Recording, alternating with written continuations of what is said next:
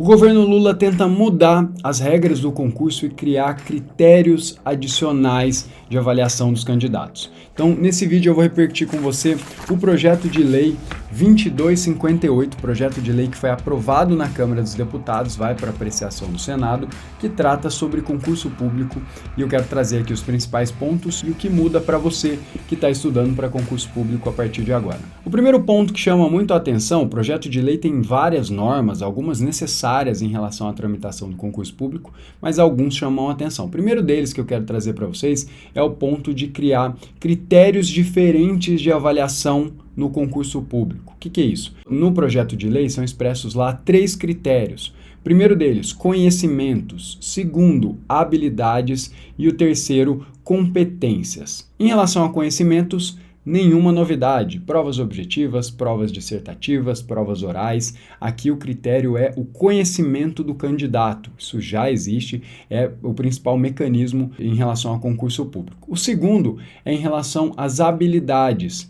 Aqui a gente tem, por exemplo, já também existentes os testes, por exemplo, teste de digitação, né, que é a elaboração de documentos, por exemplo, no Tribunal de Justiça de São Paulo, no MP, também tem esse teste de digitação. A gente tem teste físico a depender da carreira, então carreiras policiais, muitas vezes você tem um teste físico e visa garantir que o candidato tem as habilidades para exercer aquela função. Aqui também não há muitas novidades, isso já existe em relação ao concurso público. O terceiro critério é o critério das competências, e aqui a gente tem um problema, porque aqui tem um caráter subjetivo, visa avaliar caráteres comportamentais, inclusive aferição através de exames psicotécnicos, e isso deixa mais subjetivo o processo do concurso público, que é regido por um princípio de objetividade. O que é isso? É um critério que você consegue facilmente saber se o candidato foi bem ou mal, independentemente do examinador. Então, por exemplo, você tem uma prova de digitação, uma segunda fase,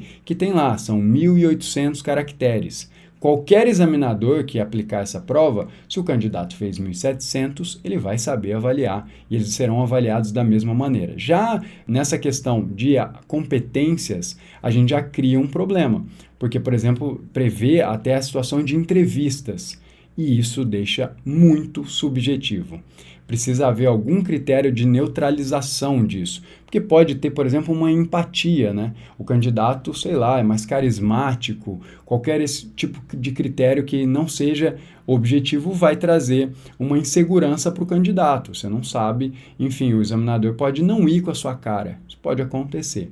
Hoje a gente já tem algumas avaliações nesse perfil, mas são feitas por bancas, com o objetivo de neutralizar essa disparidade. Mas o ponto é, quanto mais critérios subjetivos, coisas que a gente não consiga definir de plano reto, tipo, já olhei, foi bem, foi mal, mais perigoso fica e mais insegurança para o candidato. Então eu sou contra esse perfil de critério subjetivo. O concurso público não é lugar para critério subjetivo, a iniciativa privada faz isso e é um problema. Às vezes você não tem alguém lá na empresa que vai te indicar, se você não tem a aparência que se espera que você tenha, e é inegável, por exemplo, tem um estudo científico que fala que pessoas mais bonitas progridem na carreira.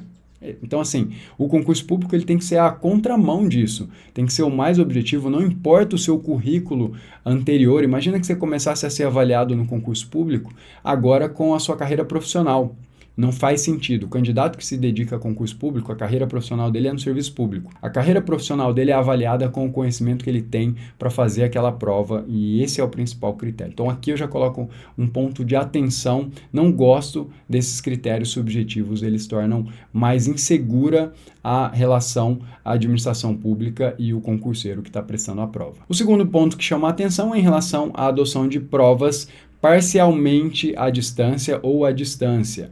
E aí a gente teria a ajuda do recurso do online, né? A internet ajudando no processo de seleção dos candidatos. Eu sei que a tecnologia ela avançou muito e isso é inegável. Algumas coisas hoje já não fazem sentido como faziam antigamente, mas esse também é um critério complexo em relação ao concurso público. Por quê?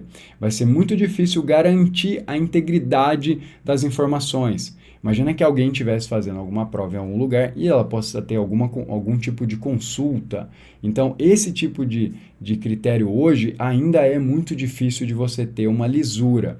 E ainda que você tenha, sempre vai dar margem para dúvida. Essa é a questão. Não basta ser totalmente íntegro o processo, ele tem que parecer para quem está de fora, para trazer lisura. Sempre que alguém entrar e falar, pô, mas será que isso aqui funcionou? Será que esse cara que está fazendo a prova lá é ele mesmo? Será que não é alguém no lugar dele? Será que um hacker? Enfim, tem toda uma discussão. Se você for comparar, por exemplo, e fazer uma analogia com o processo de eleições no Brasil, que são feitos através das urnas eletrônicas, a gente tem sempre problemas em relação à lisura do processo. Sempre. Então, fica essa mácula, por mais confiável que seja ou não seja, enfim, não sei qual é a sua opinião sobre isso, mas sempre gera essa dúvida. Em relação ao concurso público, que tem uma medição de conhecimento, alguém pode se beneficiar através de algum mecanismo. Então, é muito difícil fazer isso. Eu penso que essa é uma norma mais projetiva, porque no futuro talvez isso seja, né, talvez isso será uma realidade, não tenha como fugir, né, talvez até para a economia dos cofres públicos, enfim, algumas outras coisas em relação à administração pública que são relevantes, mas agora é meio desproporcional pensar nisso. E aqui é um ponto importante. A gente está vendo essa legislação, mas ela é muito mais para proteger a administração pública, criar critérios subjetivos e fazer com que a administração pública tenha mais condições de avaliar os candidatos de forma subjetiva. Beleza. Ou outros critérios que vão beneficiar a administração pública, porque uma prova online, claro, em alguns lugares pode beneficiar os candidatos também, mas principalmente a administração pública que, teoricamente, poderia economizar. E aqui é um ponto. Não há, nesse projeto de lei, nenhuma norma para tornar o concurso público mais seguro para os candidatos. A gente está vendo inúmeros problemas com relação ao candidato. Recentemente, a prova de oficial de promotoria, candidato chegou a ficar 8 horas aguardando para fazer a sua prova de digitação, texto maior do que a quantidade de caracteres que estava previsto no edital, provas, por exemplo, na Receita Federal com plágio, são retiradas matérias, concursos que abrem cadastro de reserva, vencem o prazo e nunca convocam ninguém. Então, não há um cuidado nesse projeto de lei com a contrapartida. Os milhares, os milhões de candidatos que se preparam para concurso público e que colocam naquela oportunidade do concurso público a chance de mudar de vida.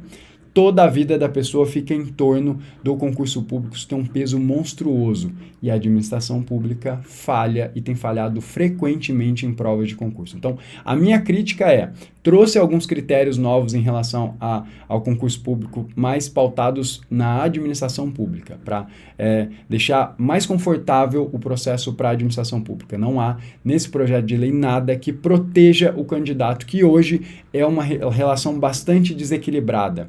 Essa prova que eu citei, por exemplo, do oficial de promotoria foi anulada, vão ter que fazer de novo.